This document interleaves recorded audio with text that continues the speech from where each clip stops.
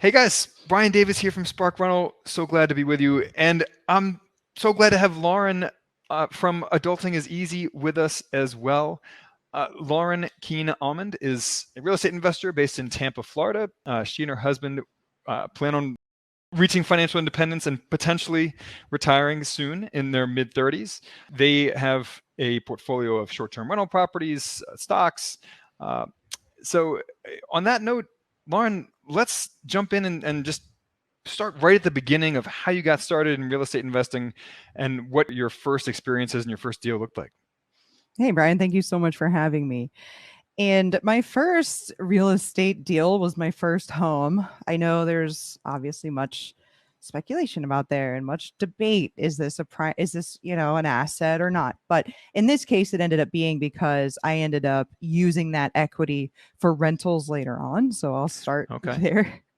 But I bought my first house. I went under contract when I was 22. I closed when I was 23. This is in 2012. So very depressed markets. That Started was a in great St. time to buy. Petersburg.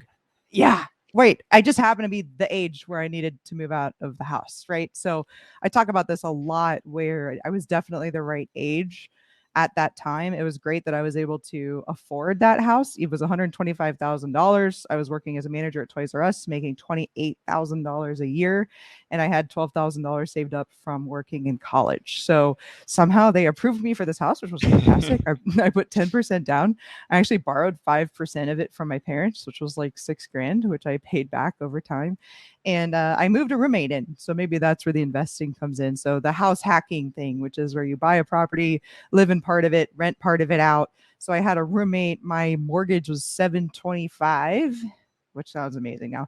And he paid me, I think, 550 a month. So was living really cheap, had a house, and it ended up being a good investment because it obviously, given the timing, right, appreciated a lot over the next few years. I got into sales, so I ended up by the time so at 22 I was making 28,000. By 24, 25 I was making six figures.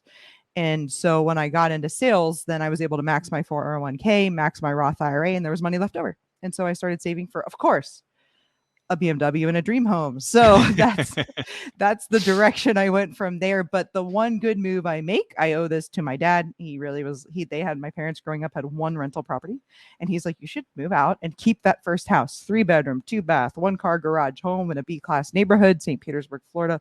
Great rental, right?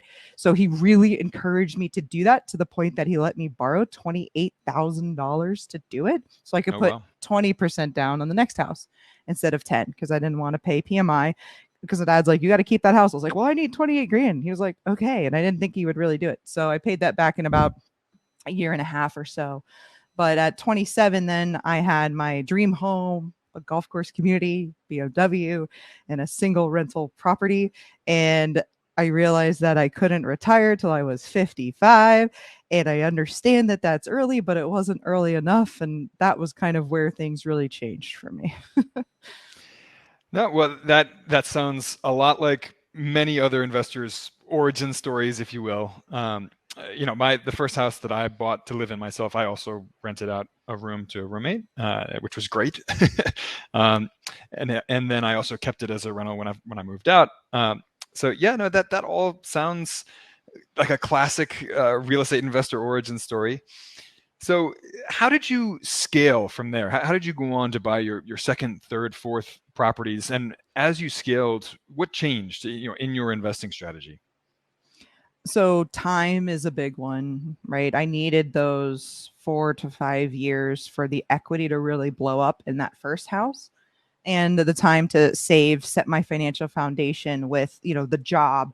I spent a lot of time learning to be very good, pretty good, whatever, at sales, reading books, attending webinars. I really focused on my career to grow my income, which really helped as well.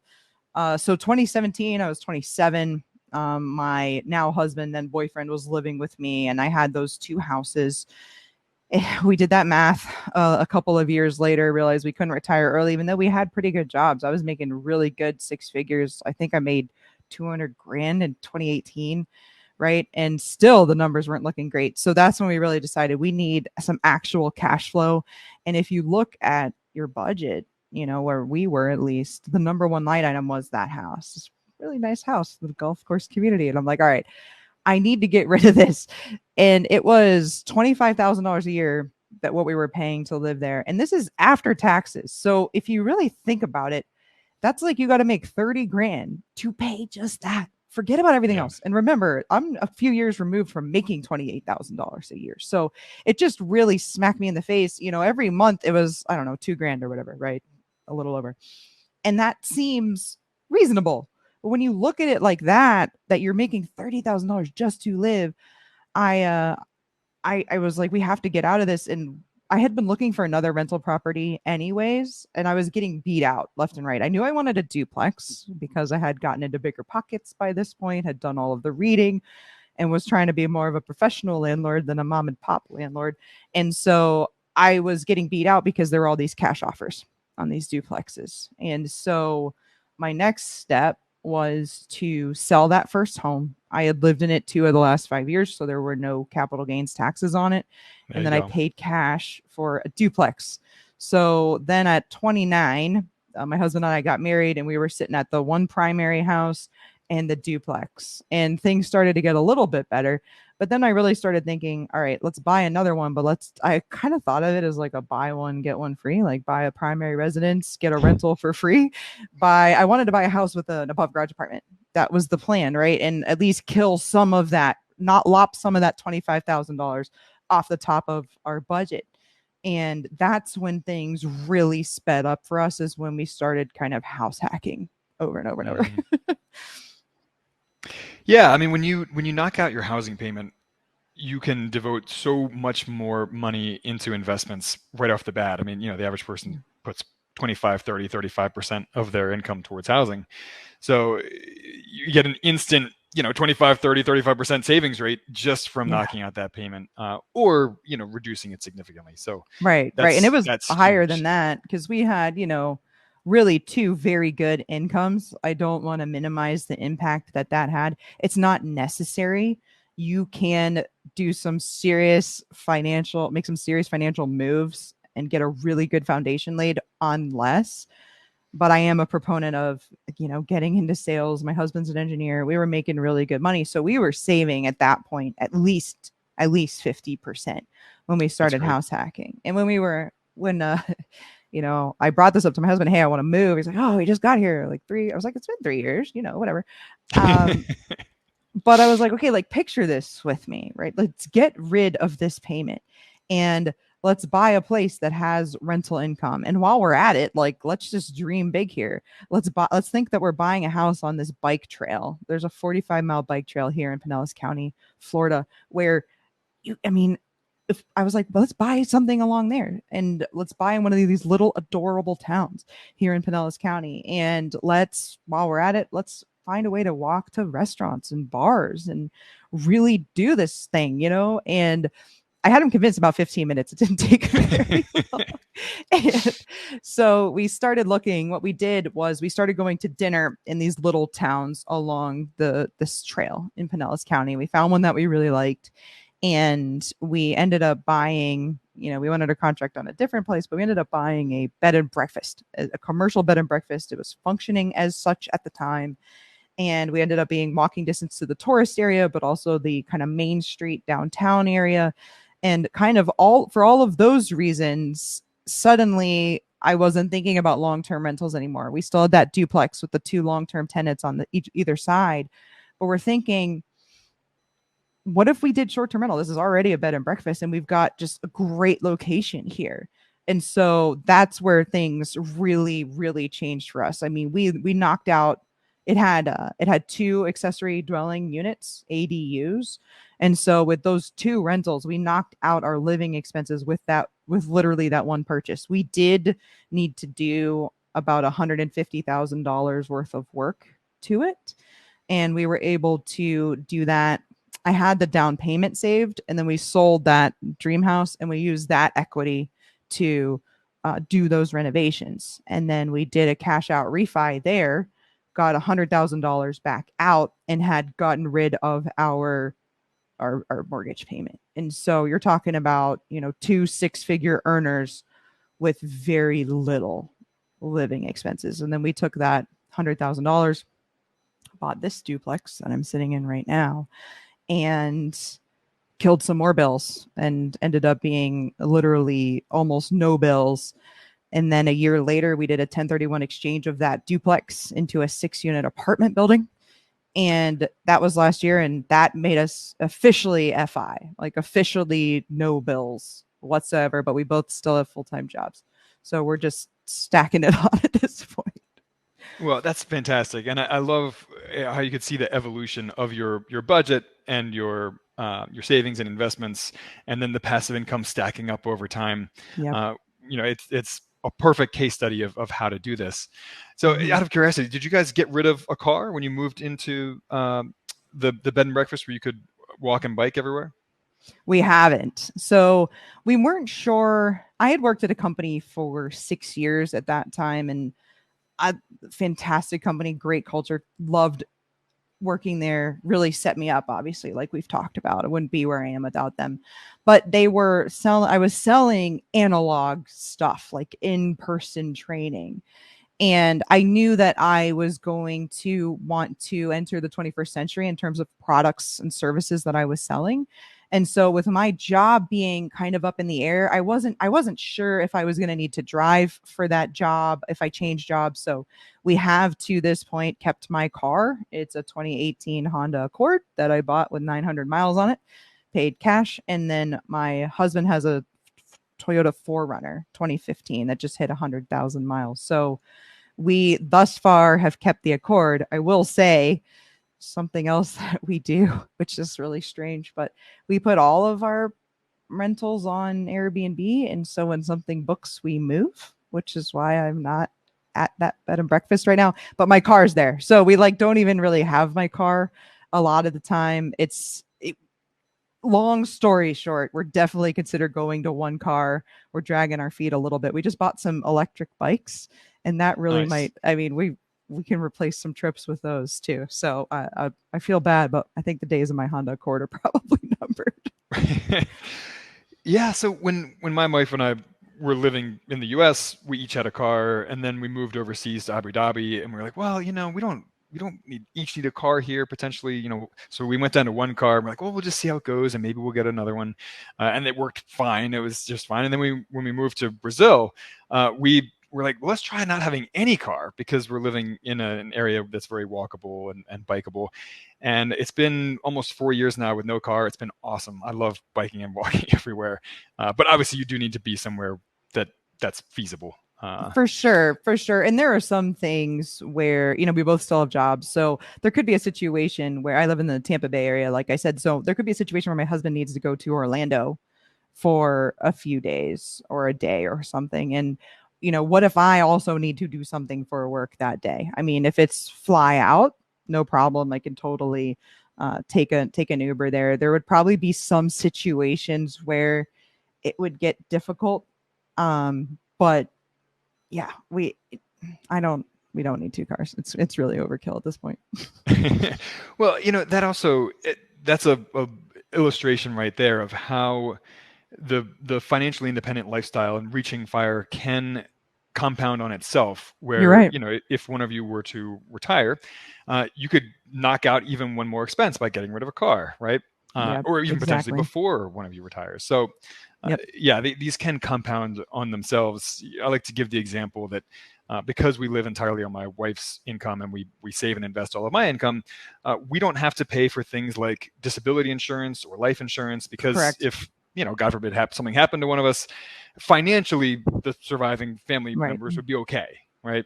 Right. These things of, at your age, you should have X amount of dollars. I'm like, but we're FI. Like all that happens if I die is my money stops going into a savings account. Like it's right. That's a really good point. Yeah, so there are these hidden benefits to the FIRE lifestyle that a lot of people don't talk about, but these can compound over time. With us being overseas, we don't have a housing payment because my wife's job provides housing for her. We don't have car payments or insurance or any of that stuff. Right. We don't buy stuff because we move every 3-4 years. So all of these, just offer more opportunities for saving, and it Right. all Well, kind of and that's compounds on each other. kind of Your Money or Your Life too. That book talks about some of those things. It's like, will you need to go out to eat as much if you have more time? Will you need to get groceries delivered? Right? We do Hello Fresh, and it's fantastic, but it's pretty expensive. If we had more time, would we feel the need to do that? So yeah, absolutely, tons of examples like that. Yeah. Well, the flip side of that, though, is if you have more free time, you might go out to dinner more Maybe. because you're looking for more entertainment. It would be really hard for me to go out to dinner more than I do. Well, fair enough. So I want you touched on the fact that your area of expertise and your niche, your focus is short-term rentals. So I want to dive a little bit more into that for some of our audience members who are interested in short-term rentals, but maybe don't have any experience or don't know much about it. So, tell us why, first of all, why you like short-term rentals and why the rest of us should consider getting into them. Yeah, I really like short-term rentals. I mean, the obvious reason is the cash flow's better. It's definitely proportionally more work, though. So what I mean by that is, say your revenue is 2 or 3 times what it would be as a long-term rental, and your cash flow is say twice as much because there's more expenses. It's also like literally 10 times more work. So you made, cash flow twice as much, but do 10 times more work. That said, we have systematized really well to the point that I spend 10, 15 minutes on this business every day. So it's, during season, it might be 20 or 30 minutes, but on average, it's probably 15 minutes a day. And that's with 9 short-term rentals right now. That's and great. Then we have 3 long-term rentals plus 2 more because we bought a duplex, but the owners are in it right now. So, but when all of this shakes out, we're going to end up with a primary residence, 4 long-term rentals, and 9 short-term rentals. And, we're talking literally 15 minutes a day. And we did about, our revenue last year, I think, was $250. And so the net is paying all of our bills plus 20, 30 to $50,000 more, depending on how much capital expenditures we do. So, obviously the cash flows there, but there's more to it than that. Sorry about that. I had some connectivity problems. I think it was on my end. Oh, okay. So I love that. And so I take it that you don't do any of the hands-on work of like cleaning out the units in between for turnovers, changing the sheets, all that kind of stuff that, you have to do. Somebody has to do with Airbnb or with yeah. I mean, we do setups, setting them up. So we'll go on site and furnish everything. When we did the 6-unit apartment building, we did 3 of them at the same time. And so I like to buy my furniture used. So we bought, every night we went out and we bought like a piece of furniture or a bedroom set or whatever, and we put it in a storage unit. And then over the course of a couple months, and then we had a mover go and move the stuff in. And then we spent a couple of weeks there unpacking things, decorating, watching the people doing repairs and things like that. We also do, my husband does a lot of the maintenance type stuff. So for example, even this morning we have like chinch bugs in this lawn. And so he's out there like doing a little work on that. And then in terms of the cleaning, no, we don't do that. But, will I take the rugs out of the units when I'm there and clean them, or do a little bit extra, take the pillowcases off of like the decorative pillows and wash those, and take the shower curtains down and wash them. The extra things, we do those, and we do maintenance issues and things. But yeah, for the most part, we're not doing the day-to-day cleaning or anything like that. But we do, for the most part, do the maintenance type stuff. Okay. No, that all makes sense. I understand that you teach short-term rental investing and management through Adulting is Easy, is your brand. So tell us a little bit about that. What are you guys up to with Adulting is Easy? Yeah, so Adulting is Easy. The idea behind it is, if we make money easier, we make adulting easier. So I have a personal finance podcast. I'm going on episode 160 soon. That's great. I think I have up to 170 kind of scheduled out. But yeah, so I teach personal finance there. With, obviously, there's a big real estate tilt and a big short-term rental tilt there. Pretty active on Twitter. Just hit 25,000 followers on there. So nice. Tweeting about personal finance every day. And then I'm a part of something called Cashflow University, which is primarily a Discord group where we talk about 12 different ways to make money somewhat passively, right outside of your job. So short-term rentals, long-term rentals, fractional real estate, all of the kind of general personal finance stuff too. We talk about, budgeting and credit cards and credit and things like that. But also there's a big group that does options trading on stocks, which is not my thing. I don't know mostly what they're saying in that group, but that's why there's a bunch of us in there. And so I do the short-term rentals and long-term rentals in there. I also do some one-on-one coaching if people want to, basically hang out for an hour and analyze deals, or if they want to learn about short-term rentals. I have a Gumroad too, with like a ton of just different free resources as well, some paid. But yeah, so I do a little bit of coaching. We've hosted, as from an Airbnb perspective, over 400 guests at this point in 25 months. So it's been really drinking from a water hose, but we have a lot of really good systems and processes. And, so it's definitely a business. That's something that I tell people all the time about short-term rentals is, yes, it's real estate investing. It's also literally hospitality. So be prepared, eyes wide open going into that. But with that, you also get really, basically you're incentivized to have really nice properties, keep them really beautiful, always be improving them. The people that are there, for the most part, like super happy, especially here in Florida. And it's 78 degrees out right now, and it's like snowing elsewhere in this country, right? So people then are just happy for the most part. In terms of long-term rentals, you're not as incentivized to keep the place beautiful. Tenants, when you're talking to them, they're not usually happy. I don't get me wrong, I think there's a place for long-term rentals in your portfolio. Like I said, I have some, but the short-term rental game is just, I found my thing, right? And I have systematized the crap out of it. And it's been really good for us, really good for me and my husband, and led to financial independence at a year ago. So we were 29 and 32. That's fantastic. And, I love that you emphasized that it is a business and you have to treat it like a business. And in some ways, I actually think that the short-term rental business forces you to do that. Whereas so many landlords and, mom and pop real estate investors, they don't approach it like a business, but they should, and they really need to, if they're going to be profitable, or at least consistently profitable. Whereas the short-term rental business is a hospitality business, and you kind of have to approach it that way, at least if you aren't going to pull your hair out. So exactly. I mean, there's so much more to it than with my long-term rentals.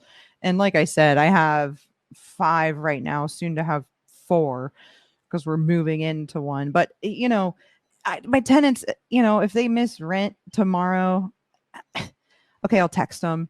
There's not as much incentive because of how little time you end up spending on it. I could get this website together where they could put in maintenance requests and things like that. But I don't have any incentive to systematize that like you do with short-term rentals, because there's so many more moving parts with the communications and the locks and the cleaners. Absolutely. And all of those types of things. And then you have to pay the remit the tourism taxes, especially if you're on, with the VRBO bookings. VRBO doesn't remit those for you once you have a property management software. So there's just a lot of incentive to systematize there, more so than, you can get by with probably up to 10 long-term rentals without having to really think too much about the systematizing and having a bookkeeper and accountant and all of those things like we have to. Yeah, no, absolutely. So we put a link to your website, realadultingiseasy.com, in the comments. We also put a link to an article about ADUs, accessory dwelling units, since you touched on them, but we didn't dive into them. Yeah. But so if anyone's not familiar with ADUs, we put a link to an article explaining those. How else can people stay in touch with you or reach out to you if they are interested in learning more about short-term rental investing, systematizing their short-term rental business? What's the best way for people to reach you? I would love it if everybody would follow the podcast. It's on Spotify, Apple, everywhere you listen. Again, it's called Adulting is Easy. You should be able to find it. I'm on YouTube at Adulting is Easy. So you'll get clips from those podcasts, videos as well. And you can find me on Twitter at Adulting is Easy, on Instagram at Adulting is Easy Real. And like Brian just said, you can do realadultingiseasy.com, and you can find more about Cashflow University there, and you can find the Gumroad resources. And I'm pretty accessible. My DMs are open on Twitter. That's probably the best place. Well, Lauren, thank you so much for coming on today. I always love hearing different real estate investors' perspectives, especially in niches that I am less personally familiar with, such as short-term rentals. So thank you so much for your time today. We really appreciated having you on. Thanks for having me. It was a blast. All right. Well, and we'll have to have you on sometime soon to come back and let us know if you pulled the trigger on your husband retiring or maybe you. So yeah, we'll have to do this again sometime in the near future. And it'll be soon. Yeah. And on that note, we're going to wrap it up. Let us know, you guys, what you want to hear more about in the future. We're super easy to reach, support at sparkrental.com, and we will catch you on the flip side.